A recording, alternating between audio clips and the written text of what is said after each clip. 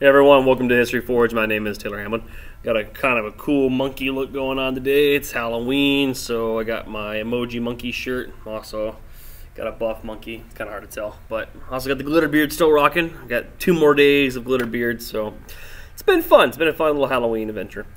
We are going to actually review a little bit of the race strategy. I'm going to be focusing on the restate and answer part of the race strategy. As you can see, I have a question right here. I'm going to highlight it for you. It says, how did colonists react to the Boston Massacre? Do you believe colonists had a right to be angry? Explain. So it's a 2-part question. And so that means we're automatically going to need to find a couple parts. We need to use the race strategy to answer both parts too. So really, we want to make sure that we're using evidence for both pieces, and we're going to talk about what that means later. For now, right now, I'm really only talking about the first 2 parts though: the restating the question and then the answering. I'm going to get into what that looks like. There's a couple ways we can do this, and before I get into that though, if you're in my class, always pay attention to these little subtitles because this tells you exactly where in the book to go.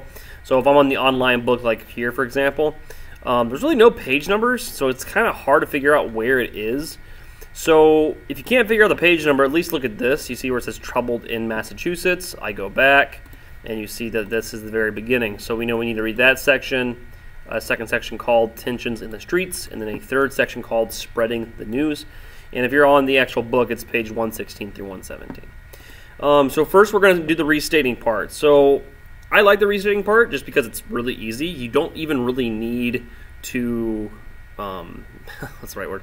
You don't really even need to really read the entire page. You don't even need to read the section before you even start. It's really easy, for example, to say how did colonists react to the Boston Massacre? Well, we could say colonists reacted to the Boston Massacre, ... and then we would answer the question. So as you can see, it's really simple to do, actually. Restating, you don't even really need to go into the book. So honestly, the first thing I always do is just restate. Second part, I'll do that too. Do you believe colonists had a right to be angry? You could say colonists, and then you're going to need to answer the question. So colonists blank the right to be angry because ... And the blank is, you don't really know yet. If you haven't read this chapter, or if you haven't read this section, you have no idea if colonists should have been angry or not. And this is your belief too. A lot of history questions and social studies questions are really about your beliefs, your personal idea. So really, there's no wrong answer here. You could say yes or no. It doesn't matter, but you have to explain. You have to tell me with evidence why you think that. No matter what your answer is, it's fine, but you have to explain it. So right here we have POQ. The first part of race strategy is R, which is restate. I can even write that right here to remind you. So we're saying restate. And yeah, again, just make sure you're restating the questions every single time. It's literally 1 point right there. So if you answer the question and write that, you're automatically getting half credit. So just do that. Answering is the next step. I got my little handy dandy sheets I need to follow. Answer the question really is important. You want to make sure you're actually understanding exactly what the question's all about. What is it actually asking you? For example, this one, you have to explain it yourself. The fact that it says you believe. These are key words you should pick up on. There is no right answer. It is your belief. So you're not going to find that in the book. I mean, a lot of times students struggle with well, I can't find it. No duh. It's because it's not in the book. You need to explain to me what you think. I want to hear what your ideas are. Because I want you to start thinking for yourself, and I want you to start, believing in your ideas and putting those ideas out there for other people to listen to. It's a really important thing to be in this country and be able to speak your mind and listen to others speak their minds too. So make sure you're reading the questions carefully. If you want to underline and circle words that you think are important, that you think you should include in your answer, for example, the Boston Massacre should probably be pretty important, you might want to actually, underline it. You don't have to, but one of those little tricks that might help you answer questions. Make sure you're answering all parts of the question. So here I have 2 different parts. Every single time I ever do questions, I always have a few people who don't answer the second part, and they automatically lose half the credit. So make sure you are answering both of the parts. And see, next one, if you want to use vocab, using vocab in your question can be really good. We do vocab, throughout the quarters, and it adds more detail and it looks better when you add a little vocabulary. And then finally, if you have any specific character names, you want to use those too. In this case, the character is colonists. Think of characters as individuals or groups of people, and you always want to include them, okay? So that's what restating looks like, and that's what answering looks like. So let's actually go into it a little bit. I will read a little, and then I will answer the question. So I'm answering colonists reacted to the Boston Massacre, and now I'm going to read a little. Automatically, I'm going to look for key terms like the Boston Massacre. I don't see it. And that's another trick you can do too. You don't need to read every single little detail. You want to sometimes look for certain things. We got to be careful too, though, because I'm starting to look at some of these things, like Boston, for example, and it looks like the Boston Massacre did happen. So again, our question is, how did colonists react to the Boston Massacre? I'm not seeing any reaction stuff yet, so we're going to move on. Spreading the news.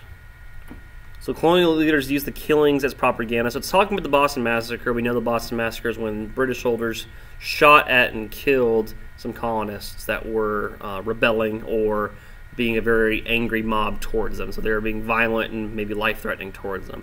So when colonists heard about the Boston Massacre, he says right here, colonial leaders use the killing as propaganda, which is information designed to influence opinion. So think about, like, political propaganda. Think about, like, even commercials on TV or YouTube or whatever that try to sell you something. It's trying to get you to believe in something or get you to buy into some idea. And you can kind of see here, it says Samuel Adams put up posters that describe the Boston Massacre as a slaughter of innocent Americans by bloodthirsty redcoats. Paul Revere made an engraving that showed a British officer giving the order to open fire on an orderly crowd. So I can use this information right here to answer the question. I could say, colonists reacted to the Boston Massacre by creating propaganda and using that anger to make more colonists upset. That's my answer.